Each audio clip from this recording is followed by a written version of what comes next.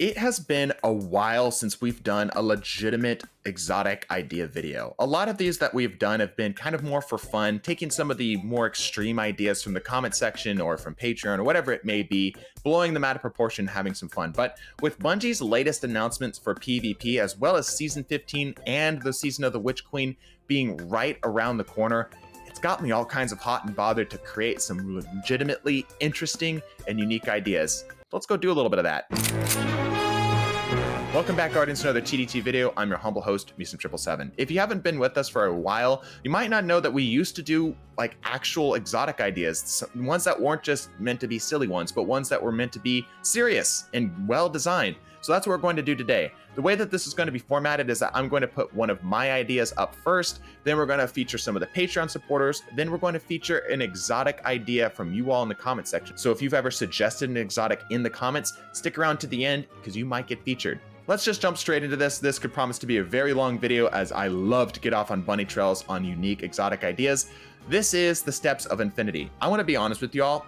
I have been playing a lot of Gate Splitter. I know the queue times are really long. I was kind of hoping I'd get to make a video today, but you all voted against it, so that's okay. No big deal. I'm not salty much. So I wanted to take some of the ideas of that because the combat in Gate Splitter has been just so much fun and put them into Destiny. So like I mentioned, the Steps of Infinity. The intrinsic perk is called Gate Splitter. Replaces your rift with 2 gate runes. When both runes are placed, stepping on one teleports allies to the other and increases movement speed. So essentially, you set this thing down in one spot, you set the other one down in another spot, step onto it, it teleports you between the two. It allows you to get from one place to another really, really quickly, but the obvious trade-off for this is that you don't get a rift, which is a big trade-off. It can make for some really interesting engagements within PvP because obviously getting from one place to another quite literally in the blink of an eye can be a really powerful tool to get some really nasty plays on targets. I could even see something silly where like you place one down kind of out of the way, go back to where you're safe, wait for enemies to get near your rift spot, and then teleport in and Nova Bomb a bunch of people.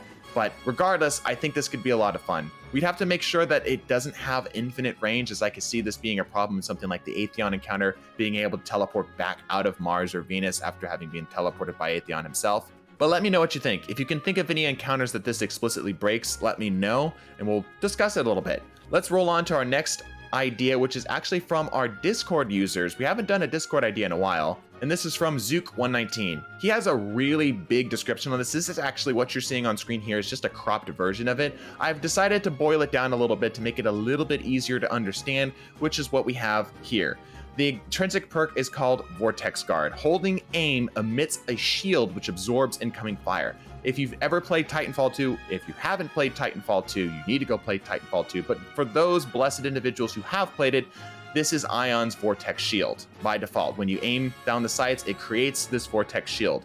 Now, the difference is Absorption Core. Holding reload fires a close range blast of all the shots absorbed. So effectively, when you're ADSing with this weapon, it will create this little vortex shield which will hold the shots in place, and then as soon as you hold the reload button, long press it just like you would any other exotic that has this alternate fire mode, this will fire them out essentially kind of like a shotgun blast with infinite range. Obviously, it is on your opponents to actually not be dumb and fire at the shield, but still, big old burst of damage. Another thing that's kind of interesting about this is a hybrid between a sword and an actual heavy machine gun, as this weapon actually has like a charge rate, a sword type charge rate and energy to it, as well as this obviously just being a heavy machine gun that fires bullets. I really, really like this idea.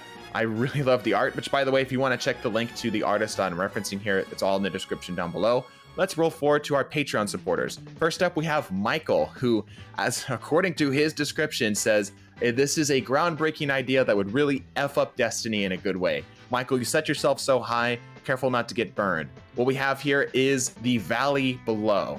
The intrinsic perk is called Friendly Frostbite. Opponents caught within the blast radius are affected with slow and corruption. Opponents defeated by this blast create a stasis crystal. So immediately our first thought especially within PvP is that might be a little bit terrifying, but I think if the slow isn't too bad, if it's only like, let's say a 30 stack of slow for like, let's say 3-4 seconds, maybe even 2 seconds, but probably a little bit better.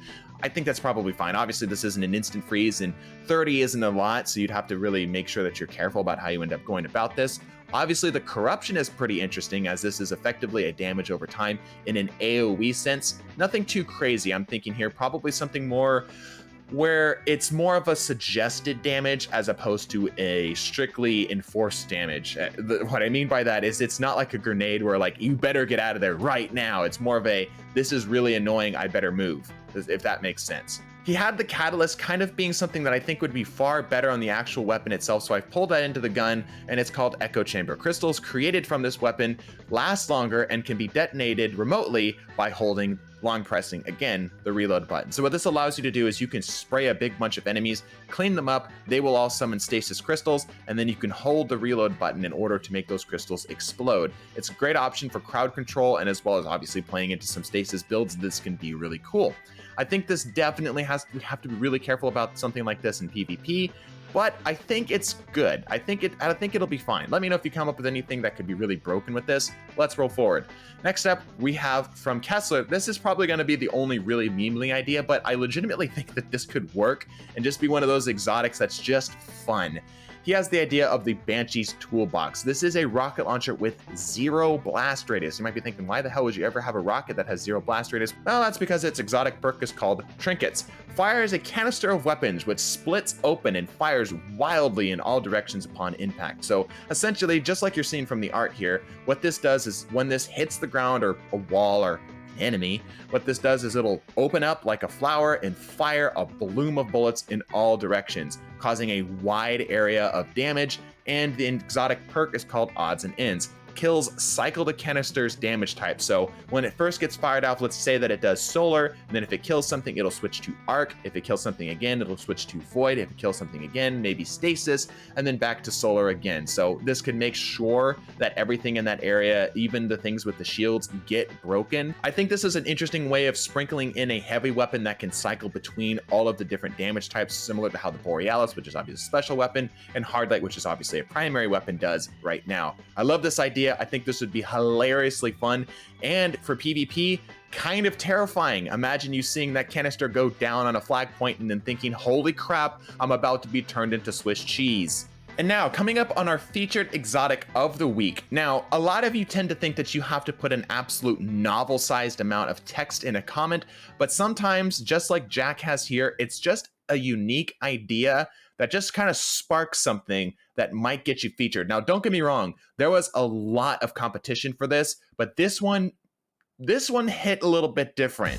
What Jack says here is that he's wanted an idea of a taken primary that would summon a shadow beast on a killer or precision kill.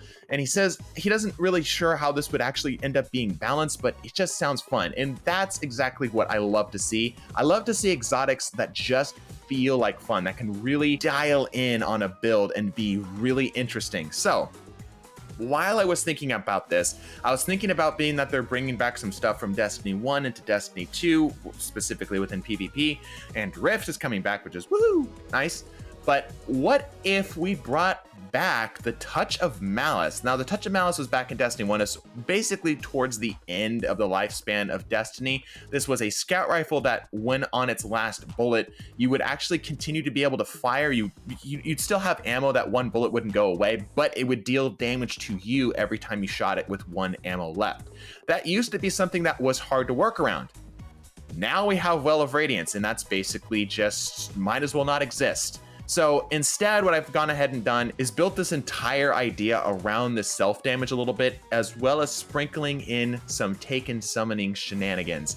The exotic perk is called namesake Touch of Malice. Firing this weapon damages the wielder's life force, but deals increased damage. It's important to note that you can kill yourself with this self-damage. This is a 180 scout that deals 150 levels of damage. So the damage profile on this is already insane. It's an incredibly powerful weapon. It could possibly 3-tap a Guardian in PvP, but the trade-off for this is that this would deal the damage to you that this would have been dealing to an enemy had this been a 180. So essentially it makes up the difference, if that makes sense. So whereas normally, let's say that this weapon, just for number's sake, would have dealt 50 to the head before, and now let's say that it's dealing 70, you would take 20 damage every single time you fire this. So it deals both you and the target the same amount, but obviously you get to control when this damage occurs. And then the exotic perk itself is called From Depths. precision kills have a chance to summon a Shadow Beast to attack nearby foes. This Shadow Beast is pretty much indiscriminate as to what it attacks. It doesn't have a lot of health and it doesn't deal a bunch of damage,